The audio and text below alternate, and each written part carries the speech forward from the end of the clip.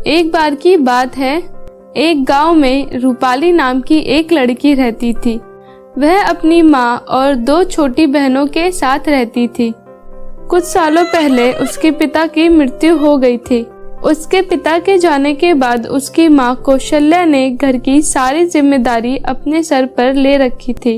वह दूसरों के घरों में साफ सफाई का काम करती और अपनी तीनों बेटियों को पढ़ाया भी करती थी। ऐसे ही एक दिन, चलो बच्चों मैं चलती हूँ, तुम तीनों ध्यान से स्कूल जाना और टाइम पर घर आ जाना, और रंजना संजना तुम दोनों भी अपना ध्यान रखना।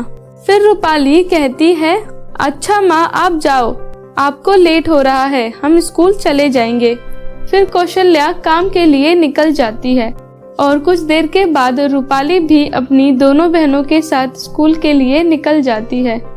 रूपाली मन लगाकर पढ़ाई करती और वह लंच के टाइम बाकी बच्चों की तरह खेला भी नहीं करती, बस अपने पढ़ाई में लगी रहती थी, क्योंकि उसे पता था कि उसकी माँ अकेले ही घर चलाती है और उसे भी उनकी मदद करनी है। ऐसे ही एक दिन रूपाली अपने ही स्कूल के बेंच पर बैठे बैठे सोचती है, अब इस साल मेरा 12th हो जाएगा और उसके बाद मैं कोई अच्छी नौकरी ढूंढ लूंगी ताकि माँ की भी थोड़ी मदद हो पाए। मैं जानती हूँ कि माँ कितनी मेहनत करती है हमें पढ़ाने के लिए। सारा दिन दूसरों के घरों में साफ सफाई का काम करती रहती हैं, कभी भी अपने ऊपर ध्यान नहीं देती, सिर्फ काम ही करती रहती है। अगर मैं भी कमाने लगूंगी तो माँ की थोड़ी मदद हो पाएगी और वो भी थोड़ा आराम कर पाएंगी, और मेरे पैसों से रंजना और संजना की पढ़ाई भी अच्छी हो पाएगी। मैं तो पैसों की कमी की वजह से ज्यादा पढ़ लिख नहीं पाऊंगी, पर मैं उन दोनों को बहुत ही अच्छे स्कूल में पढ़ाऊंगी ताकि वह दोनों पढ़ लिख कर एक बड़ी ऑफिसर बने। फिर इसी तरह कुछ महीने बीत जाते हैं और रूपाली भी अपना स्कूल खत्म कर लेती है। फिर रूपाली अपने माँ के पास जाकर बोलती है, माँ अब मेरा स्कूल खत्म हो गया है, मैं सोच रही हूँ कि क्यों ना मैं कोई नौकरी कर लूँ, कुछ पैसे घर में आएंगे तो सही रहेगा, हमारे घर की स्थिति भी सुधर जाएगी और रंजना और संजना की भी पढ़ाई अच्छे से हो पाएगी। फिर कौशल्या कहती है, उनकी तो अच्छे से पढ़ाई हो जाएगी, पर तू आगे की पढ़ाई कैसे कर पाएगी? सबको पढ़ाने के चक्कर में तेरी पढ़ाई रह जाएगी। ये सब बोल के उसकी माँ उदास हो जाती है और कहती है, ये सब मेरी ही वजह से हो रहा है, काश मैं कुछ ज्यादा पैसे कमा पाती ताकि घर में कोई दिक्कत ना हो पाए। अगर घर में सब ठीक होता तो तू अपने आगे की पढ़ाई के बारे में सोचती, ना कि कोई नौकरी करने के बारे में। इतना बोलकर उसकी माँ रोने लगती है। फिर रूपाली अपनी माँ से कहती है, अरे माँ आप मत रोइए, इसमें आपकी कोई गलती नहीं है, आप तो हमारे लिए पूरी मेहनत करती हो, वैसे भी सारा दिन काम करती रहती हो, अपने स्वास्थ्य के बारे में थोड़ा भी नहीं सोचती। अगर मैं काम करूँगी तो आपको थोड़ा आराम मिलेगा। माँ आप चिंता मत करो, सब ठीक होगा, मैं कोई अच्छी नौकरी ढूंढ लूंगी। फिर कुछ दिनों के बाद रूपाली की एक पार्लर में नौकरी लग जाती है और वह वहीं पर नौकरी करने लगती है। रूपाली जल्दी ही पार्लर का सारा काम सीख लेती है और वह सबका बहुत अच्छा मेकअप करने लगती है।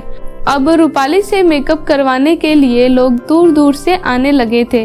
अब उस पार्लर में भी रोज बहुत भीड़ होने लगी थी। वह सभी लोग बस रूपाली से ही मेकअप करवाना चाहते थे। अपने दुकान में बढ़ते हुए ग्राहकों को देखकर रूपाली की मालकिन मोहिनी बहुत खुश होती है और वह रूपाली से कहती है, रूपाली तुम्हारी वजह से आज मेरे पार्लर में इतने ग्राहक आने लगे हैं। अब हर कोई हमारे ही पार्लर में मेकअप करवाना चाहता है। अब तुम्हारी वजह से इतने ग्राहक आते हैं तो मैं सोच रही हूँ क्यों ना तुम्हारी सैलरी 3 गुना बढ़ा दूँ। अपनी मालकिन की बातों को सुनकर रूपाली बहुत खुश होती है और कहती है, मालकिन आपका धन्यवाद जो आप मेरी सैलरी बढ़ाओगे। ये बात सुनकर मेरी माँ बहुत खुश होंगी। वहीं दूसरी तरफ पिंकी नाम की एक लड़की भी खड़ी थी। वह भी उसी पार्लर में काम करती थी। रूपाली की तारीफों को सुनकर और उसके बढ़ते हुए सैलरी को देखकर पिंकी रूपाली से और भी चिढ़ने लगती है। वह मन ही मन सोचती है, इस रूपाली का तो कुछ करना पड़ेगा।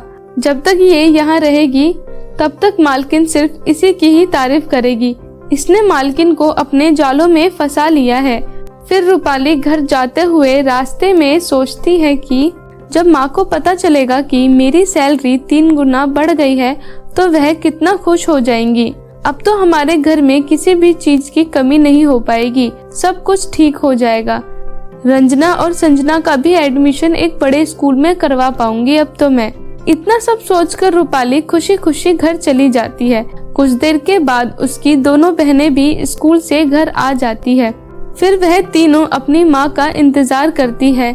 कुछ देर इंतजार करने के बाद उनकी माँ घर पर नहीं आती।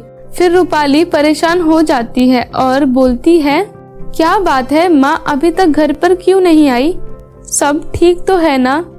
मैं जाकर देखती हूँ कि हुआ क्या है। फिर रूपाली अपनी दोनों बहनों के साथ अपनी माँ से मिलने जाती है, जहाँ उनकी माँ काम करती है।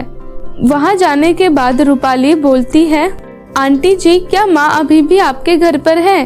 वह अभी तक घर पर नहीं आई हैं। फिर वह औरत बोलती है, अरे बेटा, वो क्या है ना, जब तुम्हारी माँ घर जाने के लिए सीढ़ियों से नीचे उतर रही थी तो अचानक उनका पैर फिसल गया और वह नीचे गिर गई और उनके सर पर बहुत गहरी चोट आई है।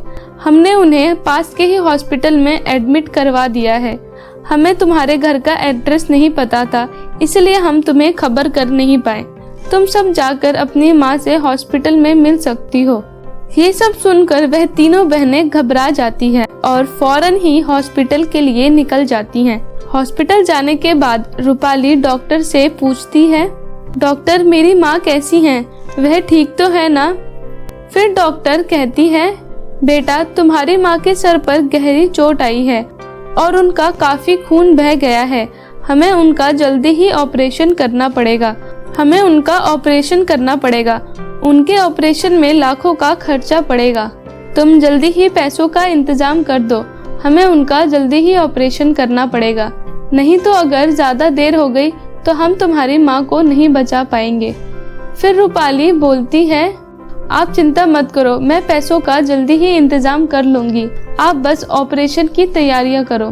फिर रूपाली रंजना और संजना से कहती है, रंजना, संजना, तुम दोनों यहीं रुको, मैं पैसों का इंतजाम करती हूँ। फिर रंजना कहती है, पर दीदी, आप कैसे और कहाँ से इतने सारे पैसे ला पाओगी? हमारे पास तो कुछ भी नहीं है जिन्हें बेचकर भी आप थोड़े भी पैसों का इंतजाम कर पाओ। फिर रूपाली कहती है, तुम दोनों चिंता मत करो, मैं पैसों का इंतजाम कर दूंगी। आज ही मालकिन ने मेरी सैलरी बढ़ाने की बात की है, वो जरूर मेरी मदद कर देंगी। तुम दोनों बस यहाँ रहो और माँ का ध्यान रखना, मैं जल्दी ही आ जाऊंगी। फिर रूपाली अपनी मालकिन के पास जाती है और बोलती है, मालकिन, मेरी माँ का एक्सीडेंट हो गया है, उनके ऑपरेशन में लाखों का खर्चा होगा। क्या आप मुझे 2-3 लाख रुपए दे सकती हो ताकि मैं उनका इलाज करवा पाऊँ?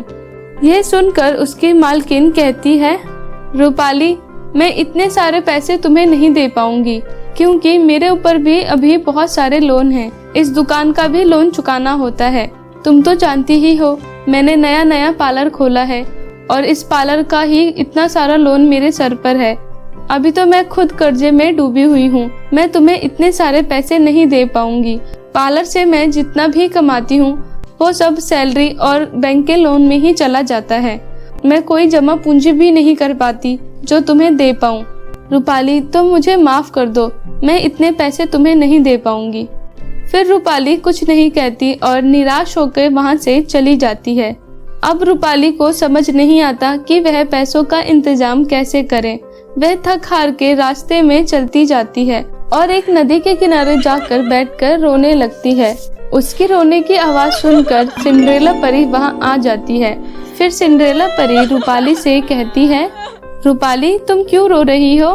फिर रूपाली कहती है, परी, मेरी माँ का एक्सीडेंट हो गया है, उनके इलाज में लाखों का खर्चा है और मेरे पास 1 रुपया भी नहीं है कि मैं उनका इलाज करवा सकूं। इसी वजह से मैं बहुत परेशान हूँ। अब मैं क्या करूँ, मुझे कुछ समझ नहीं आ रहा है।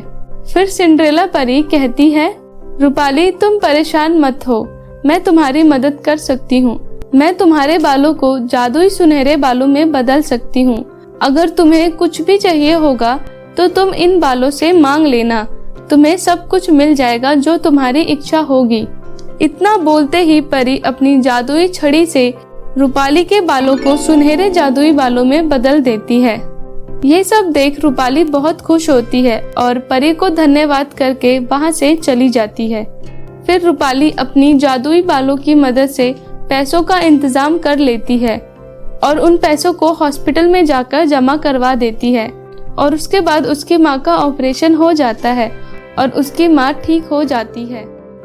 तो मेरे प्यारे दोस्तों, कैसी लगी आपको हमारी ये कहानी? प्लीज कमेंट करके जरूर बताएं और इसे अपने दोस्तों के साथ भी जरूर शेयर करें। और हाँ दोस्तों, अगर आपने अभी तक हमारे इस चैनल को सब्सक्राइब नहीं किया है तो प्लीज नीचे लाल बटन दबाकर अभी सब्सक्राइब कर लें। तो मिलती हूँ आपको किसी नई कहानी के साथ, तब तक अपना ध्यान रखें। Tata, bye bye.